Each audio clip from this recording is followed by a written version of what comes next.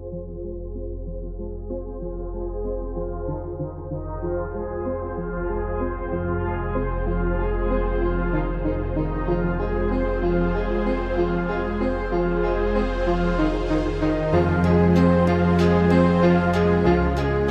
a big one to talk about today. Okay, so let's kick it off in order, right? So, on Tuesday, I got to see, finally, Scherzo of a Deep Night. This movie came out, what, last October? And it's taken this long to get the English dub? Not even just this long to get the English dub. It's taken this long just for the movie to air here. What are you doing? Come on, bro. So, holdover. The first movie I see in theaters this year is a holdover from last year. That's awesome. But I went in, and man, I love this movie. It was awesome. It makes me wish I could have seen it last year, because it probably would have topped my list. But this was awesome. I loved this movie. As a book reader, of course, there was the parts of me that I'm like, because as you know, I am very much a stickler when it comes to respecting the source material. But I was very pleasantly surprised to see a lot of stuff from the book was in there.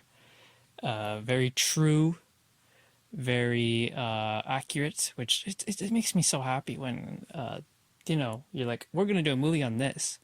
And then you actually use the source material to do it. It's a shocker. If only more companies did that. Minor gripes and nitpicks on the movie that can be said. They mainly have to do with Mito and her inclusion. I don't hate Mito. I thought she was fine in Arya. This one, she did get on my I'm not too sure about this one stuff. Mainly when it came to the boss battle, how they were losing, and then Mito shows up, and now suddenly we can beat the boss. Yeah, that didn't sit well with me. I'm like, that's a bit Mary Sue-like. Please, let's not do that.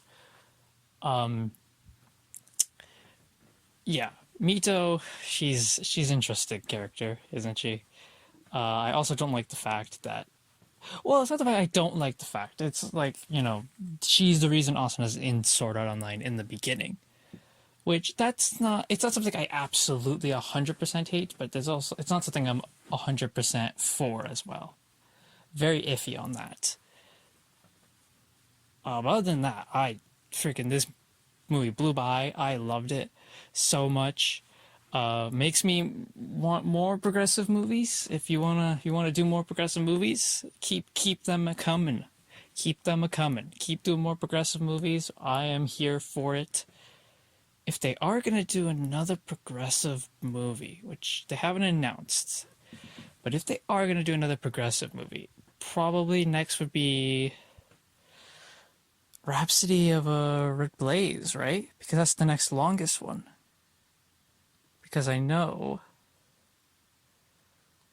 if we go to after Scherzo of a Deep Night, yeah, no, it's Canon of a Golden Rule. Sorry, because Scherzo of a Deep Night is Volume 4 progressive, so Canon of the Golden Rule, Floor 6 is 2 books.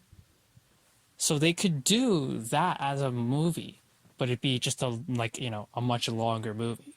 Like, this movie was what, an hour and a bit? So the next one could probably get maybe close to 2 hours, really. Which I wouldn't mind. But of course the next Sword Art movie in general is the new one written by Reki, which I'm looking forward to. If it's anything like Ordinal Scale, we're going to be eating good. We're going to be eating good. But overall, I love this movie. I loved the movie, just like how I loved Arya. I loved this movie. I think I would prefer this to Arya. But that's just, I've always preferred Scherzo over Arya anyway, as a story. So yeah, I loved it. I love that they had Mort in there. They say Morte, but I call him Mort. Loved he was in there. The little thing with Poe is there as well, with the It's Showtime, which I'm like, oh, the beginning of the rivalry. You know, it's so good. I love the movie. Out of 10, solid 9. This movie ruled. I loved it. I can't wait for it to come out on Blu-ray or Crunchyroll. Crunchyroll probably. And watch it again. This is gonna be awesome. So that's that part done, and now we're gonna move on to the other part, which was New Japan, the new beginning in Osaka, 2023. So watched that yesterday, and here's my little mini review. So, unlike most times, pretty much every match on the card here mattered. So we started with an 8-man tag. Now this match, I will admit, does not matter, and I did not watch it. It's basically what happened is Los Ingobernables de Japón beat Ryusuke Takuji, Shota Umino, Tiger Mask, and Tomoaki Onma. Standard house show match, right? What matters is the end. When Leo Rush showed up on the screen and he challenges Hiromu for Battle in the Valley at San Jose, the Junior Heavyweight Championship. So that's going to be awesome. Did not expect to see Leo Rush. So it was cool to see him there. Yeah, I'm looking forward to that. Battle in the Valley, Leo Rush, Hiromu. That'll be good. After that, we had Taiji Ishimori face Master Wato. This match was fine. It didn't go long. And Taiji Ishimori won, which that's all you need to know. But now we get into the big matches, which is Hiroshi Tanahashi facing Kenta. This is the first match that actually felt big on the show. And again, Tanahashi and Kenta. This is great. This match actually went shorter than I thought it would. It only went just shy of 14 minutes. I thought they were going to give these guys a lot more. And really, these guys could have used the time over some other matches that we'll get to. But I really liked it. In the end, Tanahashi high fly flow onto Kenta, and he wins the match. Then we had, for the never openweight 6-man tag titles, the House of Torch defend against El Desperado, Minoru Suzuki, and Ren Narita, Suzuki-gun Light, as I called them. Before the match even started, the challengers were attacked.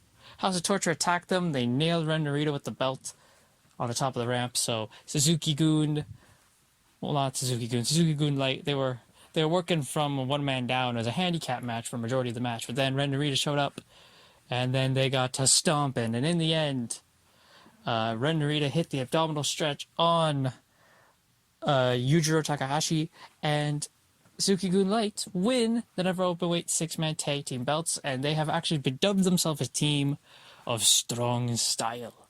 So there we go. Then we had Hikuleo face Jay White. Loser leaves Japan. I had no idea who was winning this going into it because there's so many possibilities of what can come from this match. Great match, by the way, I gotta say. There was many great spots of Hikuleo tossing Jay White into the crowd. Hikuleo gets tossed over the barricade and lands just directly on his head. These two entered a chop fest, and I don't know how their chests weren't blistering with all the chop fests I've seen. In the end, though, Hikuleo went for the chokeslam. And Jay White, he's trying to fight out of it, but then he just realizes this is it. So he stops fighting. He holds up the too sweet. Hikuleo too sweets him. And then chokeslams him and beats him. So Hikuleo beats Jay White. Jay White must now leave Japan. I love the ending to this match. This match is the ending. The way this match ended boosted it for me. But it was great. I'm shocked. Jay White is now gone. He cannot wrestle in Japan. It looked like his swan song here. He did mention after the show comments, though, he's got Eddie Kingston to look forward to at Battle in the Valley. He's like, screw it. If I can't go to Japan, I'll just take over Strong. So we'll see because I know New Japan is looking to rebuild Strong and how it's done. And Battle of the Valley is like the kickoff of that rebuild. So maybe they're going to have Jay White be the face of Strong now to help build the brand a bit. And that'd be fun. That'd be great. Make more people watch Strong. And then of course there's always the big rumor, is Jay White going to go to WWE or AEW? Who knows at this point? I think Jay White will do better wherever he'll do good things wherever he goes. But I mean, I'm much gonna prefer him to go to AEW because he'll still be Switchblade Jay White. If he goes to WWE, he'll be something completely different. Then we had for the never openweight title, Tama Tonga defense against El Phantasmo. This is one of those matches where I'm like, it went on way too long. The match was great. I really liked the match, but this went on way too long. Again, you could have given some of this time to Tanahashi and Kenta, I believe, and that would have done better. El Phantasmo, this was his breakout match, dude.